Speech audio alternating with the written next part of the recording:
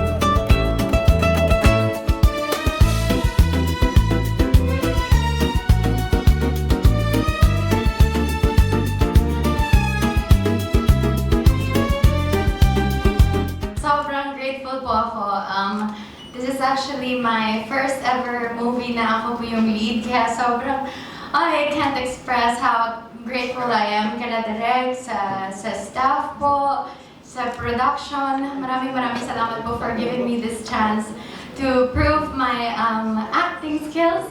At syempre sa mga castmates ko, thank you so much. Sobrang excited po ako.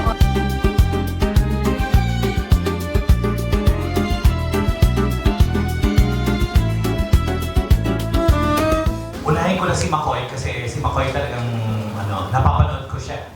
Kahit na taga-GMA ako, tumatawid ako para manood ng Batang Quiapo. At napakahusay niya. Mahusay talaga si McCoy. And sabi ko nga, sana sumagot. Sana makuha natin kasi perfect. Kasi nung nakwento sa akin ni Dennis na may pagka-Chinese din pala talaga si McCoy. So sabi ko, ang lapit ng role niya doon sa role na gagampanan niya as Teng-Teng. Si Lizelle naman, pinanonood ko rin. Nangihinayang ako kasi sa kanya, mahusay siya. Mahusay siya, and matcha-challenge ako sa kanya kasi from kontrabida, parang ang sarap niyang palambutin at gawin sa audience na mahalin siya ng audience. At yung character niya dito, gusto kong ibang-iba and personal choice ko siya, walang iba. Kaya dream ko talaga yun eh. So nagkatotoo, eto na nga, parang pelikula lang. Naniniwala ka dun sa kayang ibigay ng character mo dun sa kwento. Siyempre, lalo na kung naniniwala ka sa mga bida. Siyempre, si McCoy and si Lizelle. Si Lizelle, nakasama ko na rin si Lizelle before. Pero si McCoy naman, hanga-hanga din ako kay McCoy kasi syempre nagkasama din kami sa Batang Quiapo. Pero hindi lang kami nagka-eksena. Pero lagi din, nag-usap tayo na ito, bro, na talagang hanga ako sa pag-evolve niya as an actor dun sa Batang Quiapo. So excited din ako makita dito kung anong gagawin ni McCoy from Batang Quiapo as David and then transitioning into this, role of him.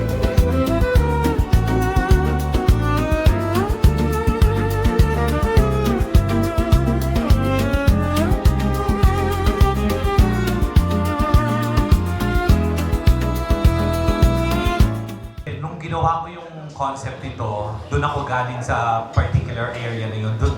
Anong particular? Sheffield area, ito yung release ng trend, yung doon lahat nagpapalipad, doon nag-wish lang. So doon kami mag-shooting.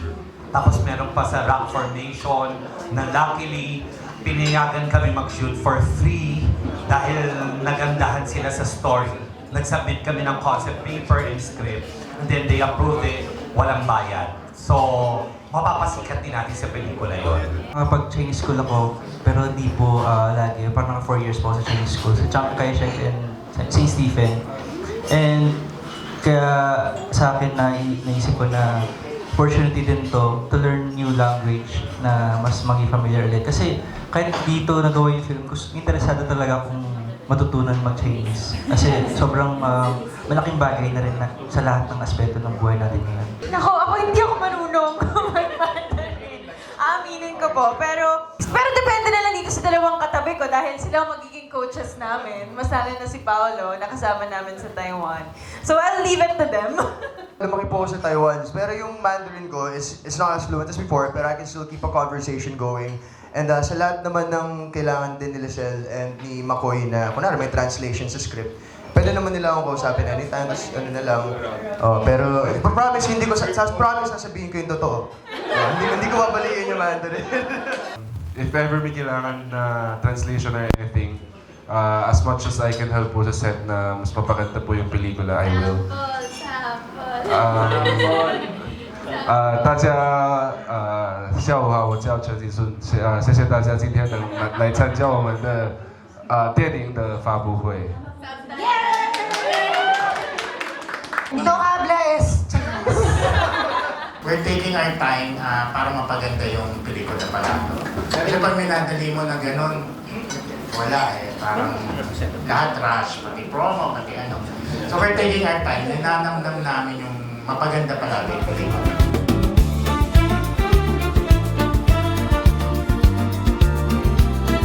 I used to dream of becoming an actress 52 years ago. I fly to Taiwan every year, although I never lit the wish lantern, but I continue to pray every year. And then I have to be in the corporate world for the next 40 plus years. So after that, when I want to join the showbiz industry, especially under producer Dennis Evangelista, I'm old already. I have to play the Lola roles. But I wish my dream come true pa rin. Thank you.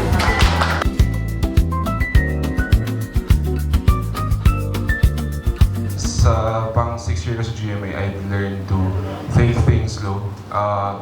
Hinayaan ko na umago sa akin yung mga bagay and hindi ko siya talaga chine-chase kasi parang lately I realized na the more you chase something na talagang pinipilit mo, mas lumalayo siya sa'yo. And right now na, ayun po, kahit na paano tuloy-tuloy yung project and my businesses are okay, parang mas okay na sa akin yung slow progress pero consistent kaysa sa minamadali mo pero di mo nakikita yung progress. So, minahal ko na rin po yung showbiz sa lahat ng series na ginawa ko, Mano po, Lovers, Liars with Leon. Mas minahal ko yung craft ko ngayon.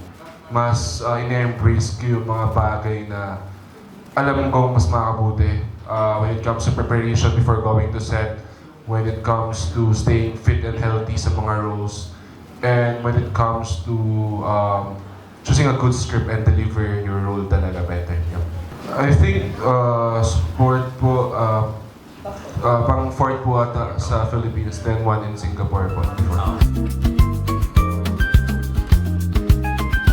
So sabi nga ni Direk, we're sobrang very collaborative kami with Direk Louie. So kasi nga, hindi naman namin first time naka-work sa Direk Louie. So sinasabi niya na sa amin kung anong gusto niyang makita sa kwento, and we respect kung ano yung mga gusto ni Direk. At the same time, we also give suggestions. And si Direk naman, tinatanggap din naman yung suggestion niya. And as mentioned kanina, sobrang laking tulong na dinala kami ng production sa Taiwan. Na-feel talaga namin yung lugar, habang nag-o-ocular kami, describe ni Direk kung ano yung mga gusto niyang mangyari. So, nai-imagine na namin. So, it became easier for us to write the story. And gusto ko natin sagutin kanina yung about themes and conflicts. So, parang at the core of the story, more than just it being a love story, parang it talks about yung mga wishes natin, yung mga what we hold on to, and those that we are willing to let go, hoping na babalik sila. And then, there's also yung mga choices na haharapin natin, yung consequences of those choices, yung mga choices na paninindigan natin. So, yun yung mga conflict na haharapin ng mga characters sa movie. Tsaka isa pa po sa mga pinaka-importante din pag-usap namin si Direk Louie is yung characters. Pag bumubuo po kami ng characters, madalas yan 2 pages. Yung mga pinakita po namin dito kanina, may same version na lang po yun. Pero pag gumawa po kami, 2 pages po talaga yan. Mula po pagkabata ng character hanggang lumaki siya, backstory, kompleto po yun. Sinasabi po namin yung kay Direk. Tapos pipili na lang po kami ng mga kailangan na ipakita sa pelikula. Pero kami po, pag nagkukwentuhan po kami ni Direk Louie, buong-buo po yung mga characters. So pag nagsulat po kami, naiintindihan po namin yung character, yung tono, at the same time nakatulong po na halimbawa si Kuya Jason, nakatrabaho na namin siya sa TikTok Lab. Pag sinulat namin yung dialogues niya, alam namin yung tono, ito sasabihin to ni Kuya, ito nakakatawa-tuwa, ito, ganito lang yung ilagay natin na dialogue kasi paglalaruan na to. Thank you din kay Lisel kasi nung magkasama kami sa Taiwan, na alam niya na yung character niya, pero may sarili siyang input. Nagsasabi niya, ate, pwede bang ganito, pwede ganyan? Ay, oo, sige, very collaborative siya. Ganun din kay McCoy, nung una namin siyang na-meet, sabi niya, babasahin ko yung character tapos kapag may comment sasabihin ko sa inyo. Ganyan. So, ayun po yung mas maganda na bawat isa po sa kanila, may sarili din silang input at na madali po namin na ilalagay doon sa story and doon sa script. And maraming salamat po kay Direk Louie. Tatlo po kasi yung pinagpilian namin ng tatay. Christopher De Leon, Jover Torre, tsaka yes, tatlo po talaga. Maraming salamat, Direk. At kay Kuya Daryl at kay Dennis, maraming po salamat sa pagkitiwala. At sana po supportan niyo po itong pelikula po namin. Napakagandang pelikula.